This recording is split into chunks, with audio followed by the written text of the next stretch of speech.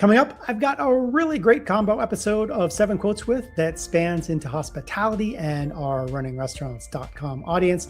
My guest is Darren Spicer of 110 Ventures, and Darren had a lot to share of his journey in growing a drive-through coffee shop business and then exiting to Dutch Bros and now works with several of his own companies, as well as helping many other entrepreneurs.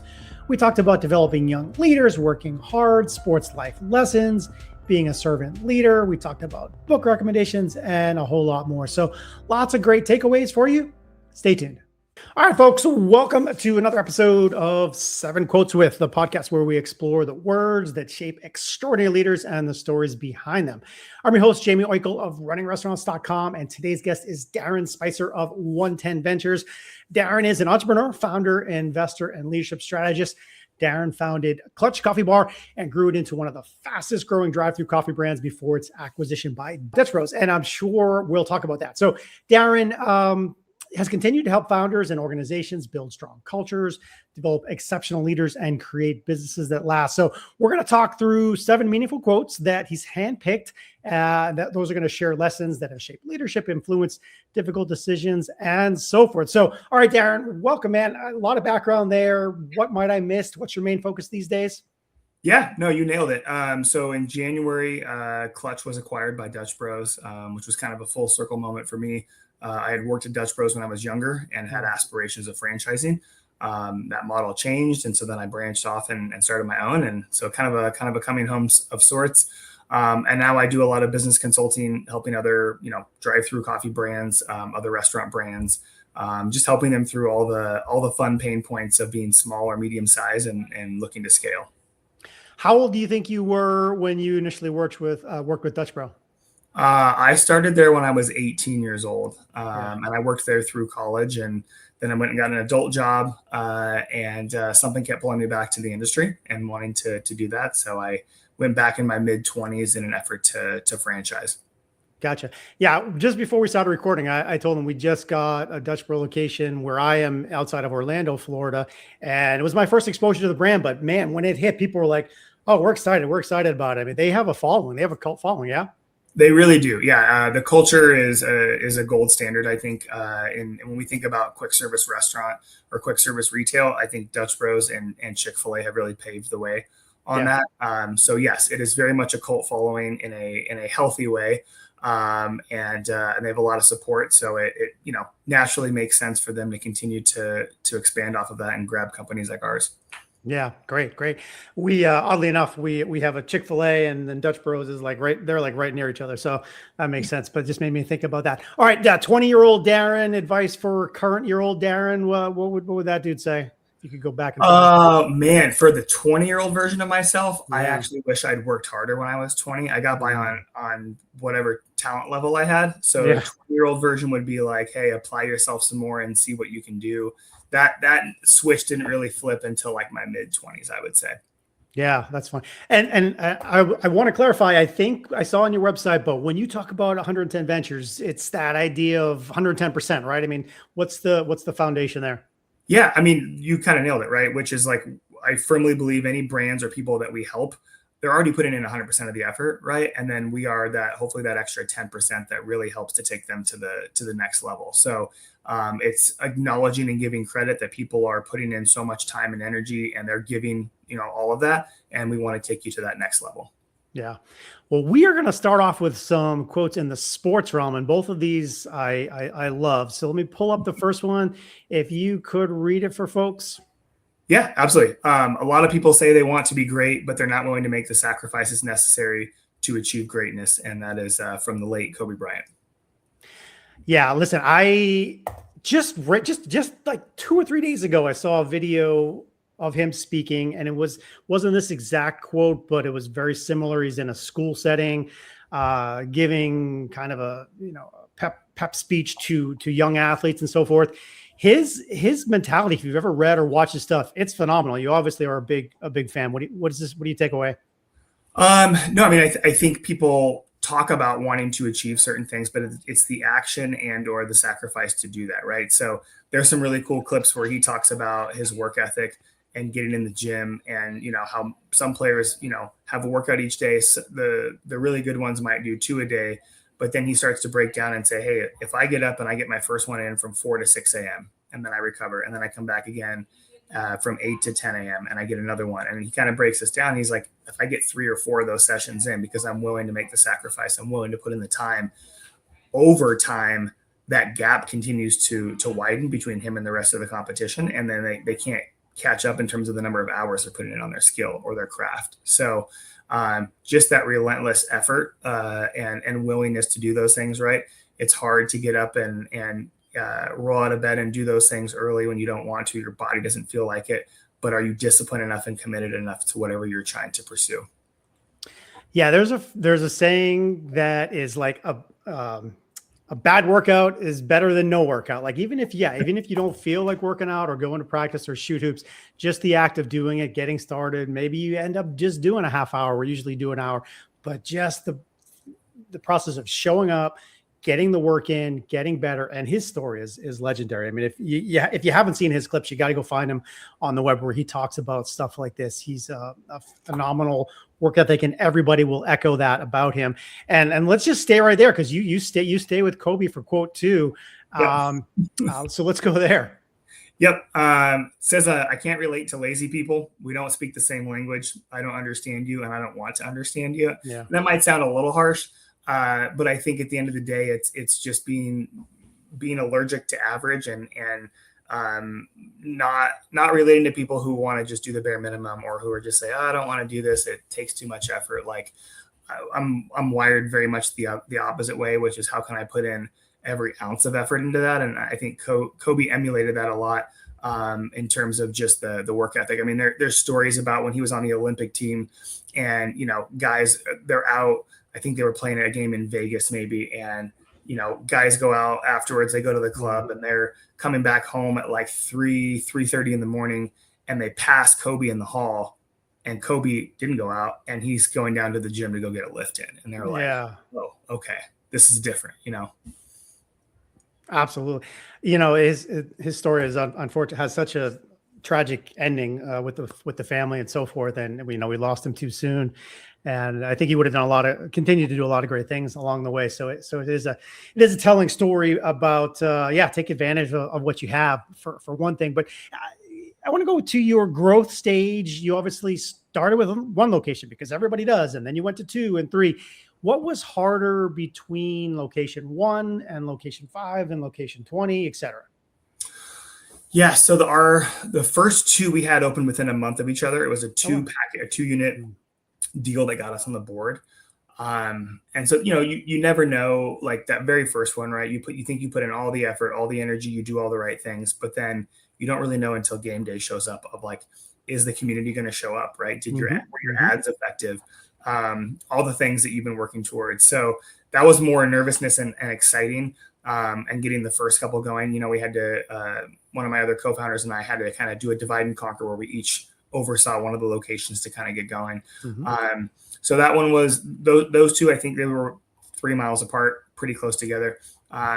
I would say the biggest growth thing was going into new markets when we went from like say 5 to 10 locations and going into new areas that hadn't had a chance to experience Clutch. And you're kind of starting at square one in terms of brand awareness.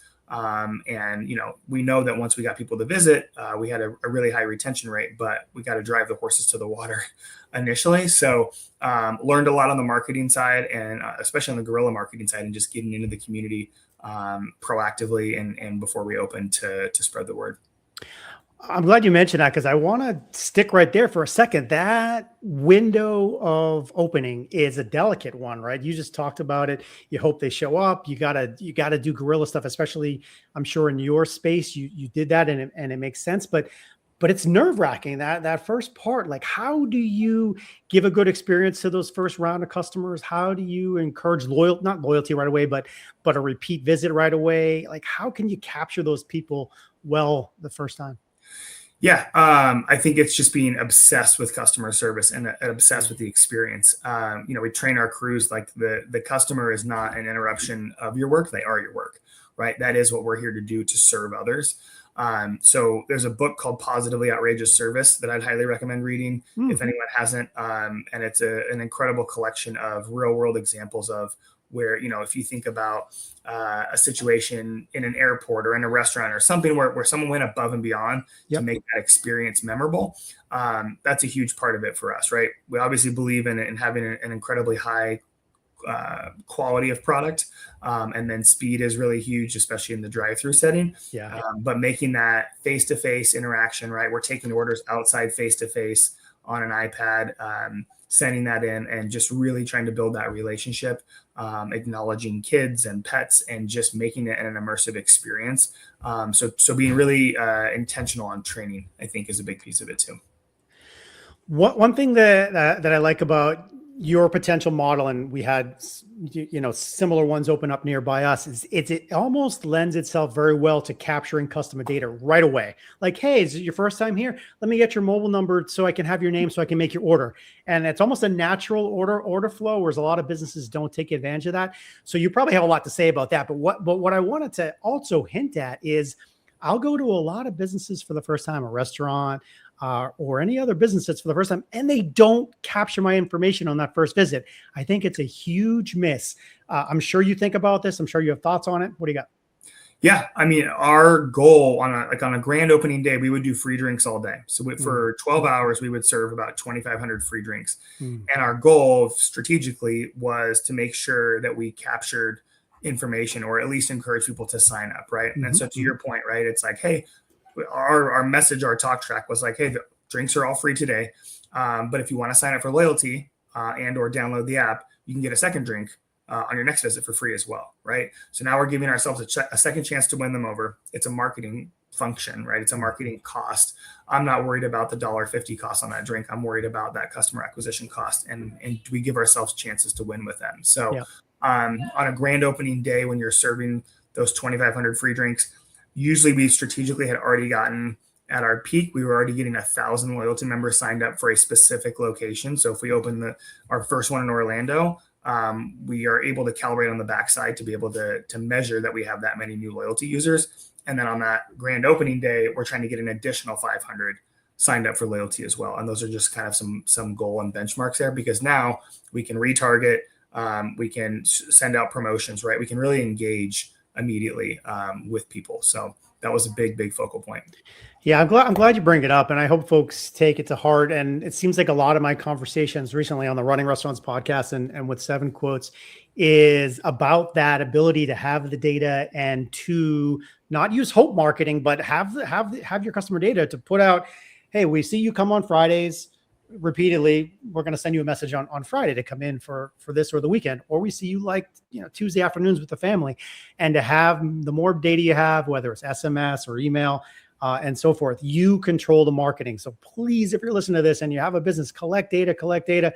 Don't rely on other resources. Have it in-house. So let's go to quote 3 in the sports world, but also Mr. Famous on the Shark Tank world, and he's all over the place. Mark Cuban, what do you got? Yeah. And this comes from his book of How to Win at the Sport of Business. But the quote is, it doesn't matter how many times you fail, you only have to be right once. His story is interesting because he was essentially broke a couple different times in his 20s, right? And one by proxy of just business things not working out, one from a trusted, not receptionist, but a trusted assistant, essentially like filtering money out of the business. So, but he just talks about, hey, like you shoot the shot, encourages you to take the chances, and you only have to be right one time for it to be potentially life-changing.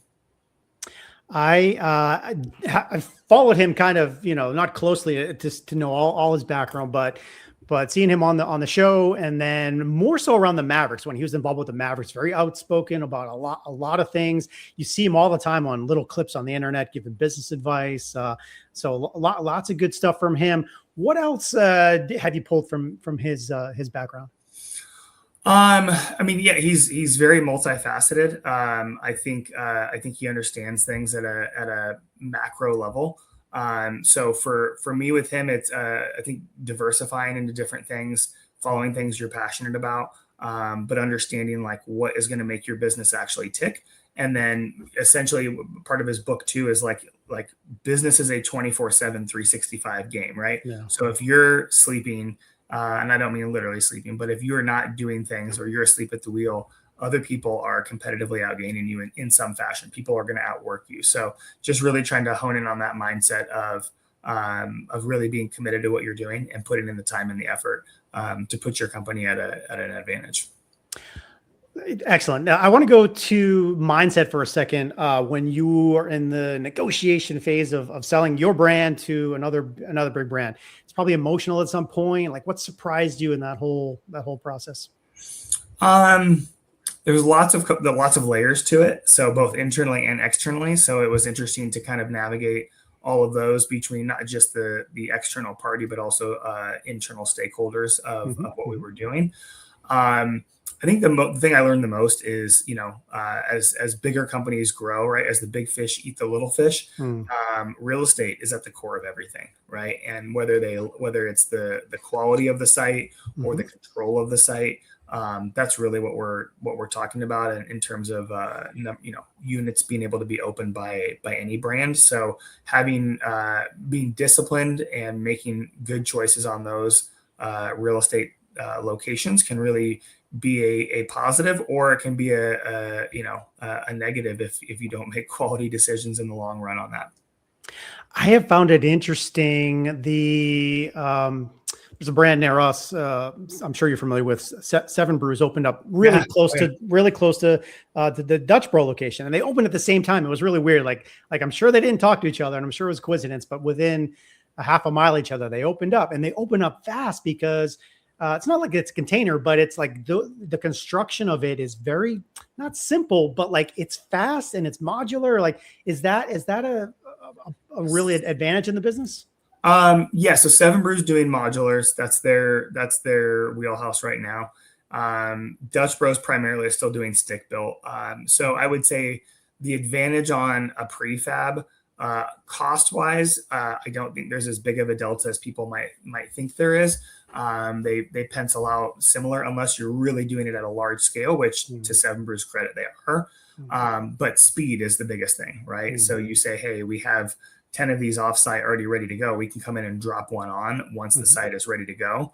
That I think is a pretty sizable advantage. And I do think on the note of like Dutch Bro, Seven Brew, over the next decade, this is a Coke and Pepsi war. Those are the two brands in the new wave coffee space that are going to go head to head. Okay. Yeah, it seems okay. Okay. It's going to be interesting to see that play out. Let's keep rolling. This guy is really good that you have coming up next. You got quote number 4. Yeah. From Simon Sinek, leadership is not about being in charge. It's about taking care of those in your charge. To me, this really centers and stems around servant leadership. And it's not saying, hey, I'm the boss, do this, do as I say, but leading by example and making sure that you're taking care of the people that are in your flock. That to me is the definition of servant leadership. I was trying to think of it, and I just turned my head to find it. But if for folks that are watching, I'll pull up one of his books, Simon Sinek, the Infinite Game.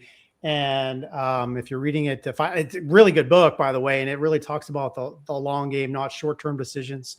I think he has a lot of other content besides this, and I see him speak all the time. And I know one of your other quotes is from him as well. What have you read from him? Where else have you seen him? What do you think? Yeah, no, I've read the book that you just shared, which is awesome. He's one that we would use a lot of quotes or clips from to share with our team, with our leadership team internally at Clutch, as we were trying to invest in really young leaders, right? So people that are 17 to 25 that are either leading a store as an assistant manager, a store manager, a regional manager. So that was a big piece of us just trying to teach them how to be a servant leader, how to think and how to approach things in general. And yeah, I think he has an incredible demeanor. I think his message always resonates, and he makes it simple to understand, which I think is big. I'm glad you brought up the young leader side. That's definitely the space that you folks would be in. How do you feel? What's your vibe about those young folks growing into those roles? What are you seeing? Because I know everyone says, "Oh, they're just attached to their phones. They don't care." But I'm sure you're seeing different aspects of that, because I see it out there. What do you think about young leaders? I mean, I do think that a healthy majority are attached to their phones, and sometimes my wife might accuse me of being attached to my phone as well. Yeah, we But all are now. It's bad. yeah, no, I mean, to us, it's a responsibility to teach life skills Mhm. and to be able to provide people with skills. They'll take, generally most of them are going to go on and do other things. Well, they certainly are past Clutch now because now the brand has been acquired. But like, when we were open, it was, hey, can we teach them skills so that when they go somewhere else, they have those life skills. We've given them the opportunity or armed them with the ability to go into a room and be able to talk to people, right? To not have their head down and things, to be able to engage in a conversation. And one of my favorite success stories was we had an employee named Reese, and this was early on enough in the business that I was actually helping to do some of the training with him, where we would train him on the window and the window position where you are fully engaged with the customer. So not Starbucks where they open the window, take your money, close the window, turn their back. This is like fully present. We're engaging in a conversation. And the first day of training, it was so rough. Like, I mean, he was, metaphorically throwing up on himself and just like in a conversation. And I'm like, oh, this is going to be a tall task. And fast forward to over the next 3 years, he became one of our best employees, could have a conversation with anybody, right? Found his confidence, was just genuine, right? And people loved him. And so those are like the wins that you kind of see behind the scenes, and you're like, man, like this is cool. This is something he'll have with him for the rest of his life. Yeah, I love that because, we talked before, you have younger kids. I have older, we're 21, 19 and 13. And so, teaching young folks confidence, the ability to not look down when they're talking to adults, to look up, face, handshake, like that stuff is bigger than you think. It doesn't happen naturally. So learning that on the job sometimes is their first exposure to it. Giving them that experience is great. And the story you shared is really perfect. Teaching them how to be confident and teach those life skills. You're doing a bunch of other stuff as well. We don't have to just talk about Clutch. What are some of the other businesses you're involved with, investing in? What's going on? My wife would say too many things. Let's see. So we created our own energy drink when we had Clutch to get vertically integrated. We carved that out of the deal with Dutch Bros. So I still own that brand, Big Drink Energy. BDE is the name of it. So now that's a B2B connection where we're helping other restaurants, drive-through coffee places that might be using, a really expensive product like Red Bull. No shade to Red Bull, but helping them become more efficient on the cost of goods side with a great product that we spent a year developing to get to market. So we've got that. I've got a fun passion project of a coffee infused barbecue rub. So if you grill or cook at all, send me your address. I'll mail you some. It's called Cowboy Mud, cowboymudrub.com. And really cool. And we've got we have an original, a spicy, and a maple bourbon flavor on that, which is really fun. My kids like the maple bourbon on chicken. It kind of tastes like chicken and waffles without the guilt. Nice. So we've got that going. And then, I've invested in some other brands that I believe in. Take 5 Oil Change is growing, and I think that's gonna be a positive thing. And then I also have a remote staffing agency that came out of my time at Clutch, where when we left, I had 3 remote assistants in the Philippines for the last 5 years. Incredible, like unbelievable. So I got hit up by business contacts, people in the business world saying, hey, like, who do you have run your customer service, right? Or who's your graphic designer that you're using overseas? And I kept connecting those, and I finally, the light bulb popped, and I'm like, I can facilitate this. Why don't we, we know where to go find great talent. So it's called Time Back Talent. We've got about a dozen clients right now, everything from placing executive assistants or graphic designers to, we work with mortgage lenders who have, and these are highly skilled people who are their loan processors now for 90% less than what they might be paying domestically. So kind of wild. Okay. Yeah. Let's go back to your wife for a second. She's probably saying, what are you doing? So how do you put a filter on how do you say no to opportunities? Cause I'm sure they keep coming at you. Yeah.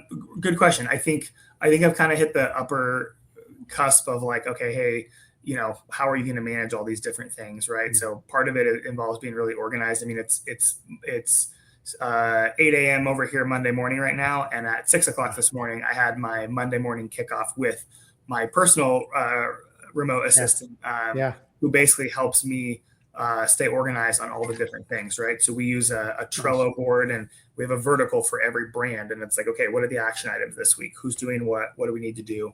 So I think staying organized and consistent. And then the other big thing is learning how to delegate. And as a founder, it's not always the easiest thing, but if you want to grow farther, you've got to be able to do it with people and trust them. Yeah. Good. Okay. Yeah, that's great. Let's keep rolling. Quote 5. Let's go back to Simon. What do you got?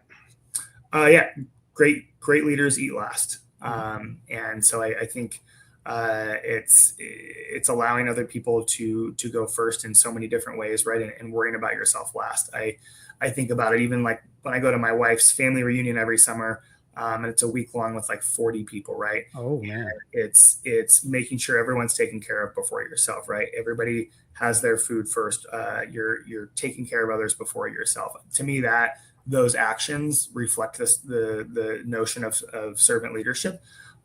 So I think Simon just puts it very, very succinctly. And we would talk about that for our managers, where it's like, hey, like you take care of your people first, make sure they're taken care of, right? And then you are last, and just trying to wire them that way. Excellent. I'm excited to go to this next one because I don't see many folks reference the author of this one, and I've followed Gary V for a long time. So we'll talk about that in a second. But let's go ahead and read the quote, and then we'll talk more. Yeah, quotes from Gary V, and it says, "Stop hanging around people who don't want to win." And this is so interesting because as we get older, I think you kind of identify, people around you that are high performers, people that you gravitate towards, and then other people that you might have had a really long friendship with, and you still might have a friendship with, but they're not wired the same way, they're not driven in the same way, and or people who this is a phrase that my wife and I will use. It's like people that want to like wallow in their own poo, right? Mm-hmm. Where it's like, well, this happened to me and this, and it's like, you can sit there and talk like that. And like, yeah, it was probably an unfortunate sequence of events that happened, but what are you going to do about it? What's the next step? So we think about that a lot, where it's like, hey, surround yourself with people who want to win, because then that iron sharpens iron, and you find out what you're capable of doing. You find out what boundaries you can push in terms of your own success. Yeah. So for folks that don't know Gary Vaynerchuk, he's phenomenal and great in so many ways. So, he's easy to find, like, because he's been on the web forever. And I remember seeing him speak at least 15, maybe even as far as 20 years ago, before he was famous. And even then I said, holy crap, this guy tells it like it is, like if you're not sure and you need to be told something straight, like he will tell it to you. And a lot of his videos will reference people that, oh man, it's just not working out for me. I'm too old to do this. And he'll say straight up, he said, listen, you're 50. So what? Let's go. Like you're at the beginning. You could start now, in 5 years, be on top. Like no matter what it is, no matter where you are in your journey, like stop forgetting that you can't do it. You can do it. People have done it. I've done it. His story is incredible. He started in the back of his dad's wine shop, being the little guy, the retailer, doing nothing. His friends are out partying. He's just working in the wine shop. And then he turned that into a YouTube wine video library. And then he was so good at making videos on YouTube that just opportunities probably hit him from every which way. And he's grown into so many other things. The only flaw, Gary, don't hate me for this. The only flaw is you're a Jets fan. It's bad. It's very bad. It's very bad. It's bad, but it's also like, man, like, you appreciate the loyalty to, like, I'm a Dolphins fan, and it's just like just misery city most of the time, but you stay loyal. So yeah, he does stay loyal, and maybe he will in fact be the owner of the Jets one day, which I think is one of his visions, and maybe he can right the ship that they are struggling with so mightily. So I know you work with, speaking of athletes and football, I know you work with some student athletes, or at least I saw that somewhere. What do you do in that regard?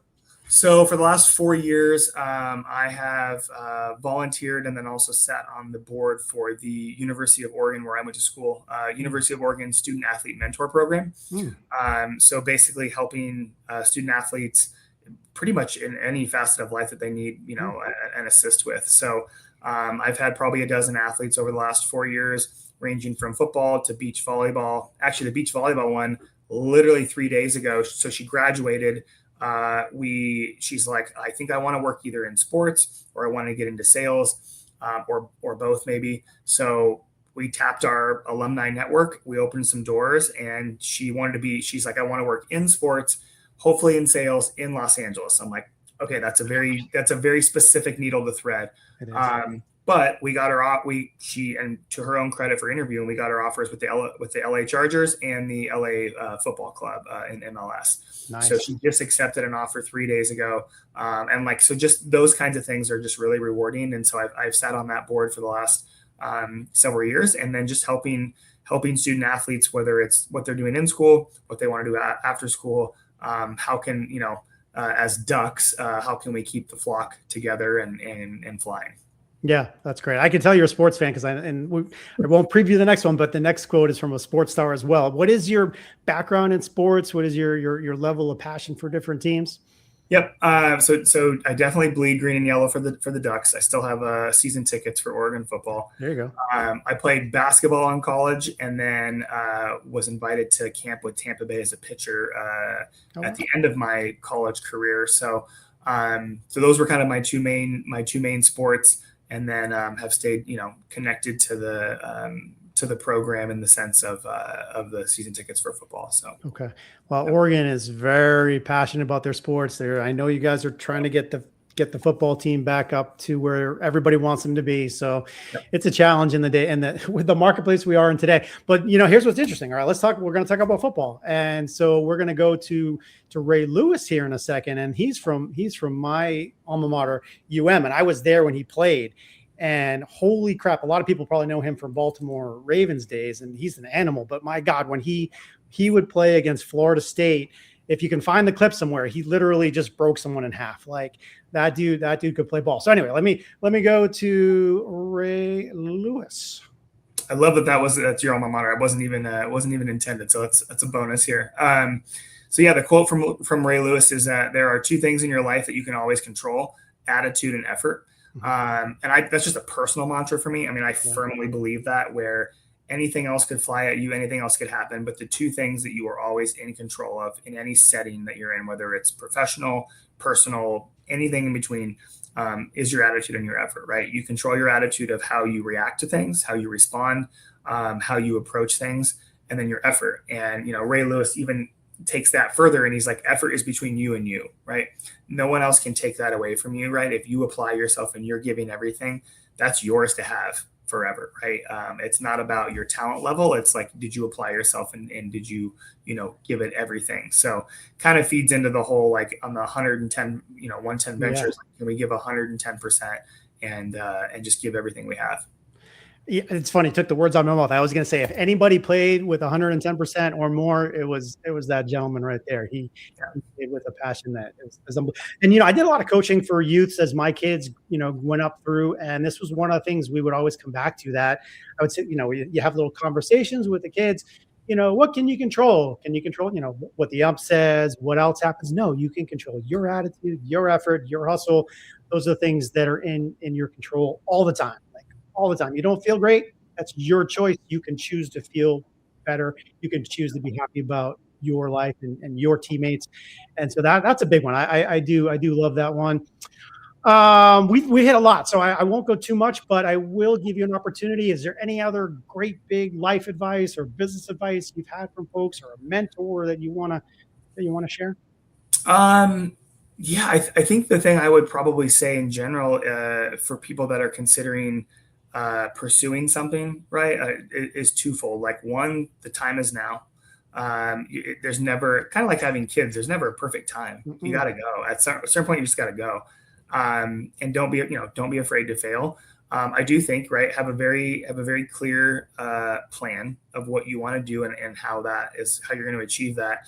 also have a plan B for when plan A hits the fan, because at some point something will derail, and can you be ready to navigate, right? I mean, I think we experienced that a lot with Clutch of, hey, it'll be something we're going to work together perfectly in harmony, the three of us as co-founders, and it's going to start this way.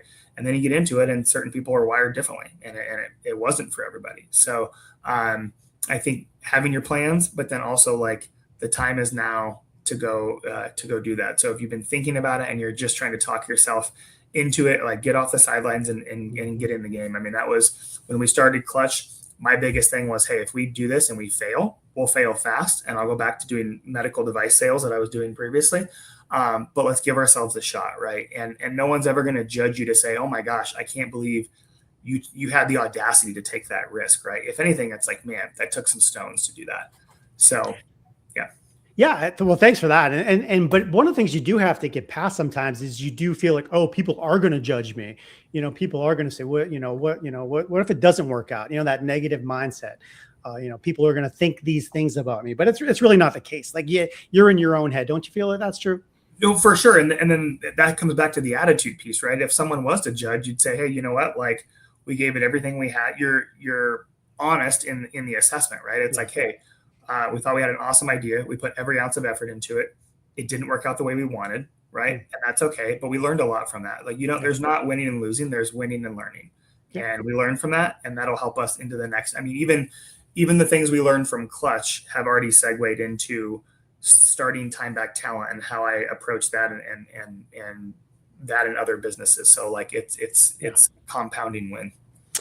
Excellent. We hit a couple books along the conversation today. Are you reading anything now or anything else in your library that you're like, hey, folks, you got to check this out? Yeah, I really do think if you're in, honestly, if you're in any type of service business, doesn't even have to be in quick service, retail, quick service restaurant, but the book Positively Outrageous Service is an incredible one. And I really recommend that to have the right frame of mind, both as an employee or as a leader and as a manager, to really empower people to, at the end of the day, like, we are all human. We crave the interaction, right? I don't think AI or anything will ever replace that. Yeah. So if you have that skill set, you can be, so successful in so many different ways. Yeah. Yeah. Hit them with where to find you, socials. You can mention the different business websites again. Hit them with everything. Yeah. So I kind of put everything under one umbrella because it was a little bit all over the map. So it's 110-ventures.com. And that kind of encompasses all the things that I'm doing or that I'm involved in right now. It can reach out directly through the website for business coaching, consulting, or speaking opportunities. And we're enjoying the next chapter and seeing what happens. Awesome. Yeah, we did, man. We covered a super lot. So, folks, let me hit you with this stuff.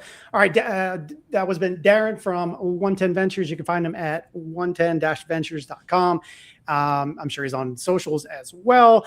We will be releasing this on both of our podcasts because it overlaps between hospitality and life and leadership. So make sure you check out 7quotes.com as well as runningrestaurants.com.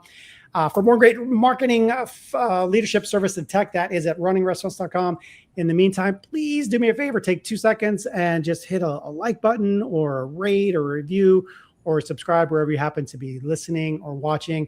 That would be a really big favor, and I would appreciate it. If you could do that, that'd be great, folks. We will see you next time. Thanks, Darren. Thank you.